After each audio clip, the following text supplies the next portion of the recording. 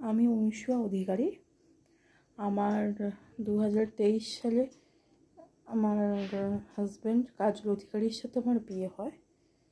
তো সেখানে আমার রেজিস্ট্রিটা হয়নি, কারণ শ্বশুরবাড়ির দিক থেকে আপত্তি ছিল, বিভিন্ন ইস্যু নিয়ে সমস্যা ছিল, তাই আমার হাজব্যান্ডের সাথে আমার রেজিস্ট্রিটা করতে দেওয়া হয়নি।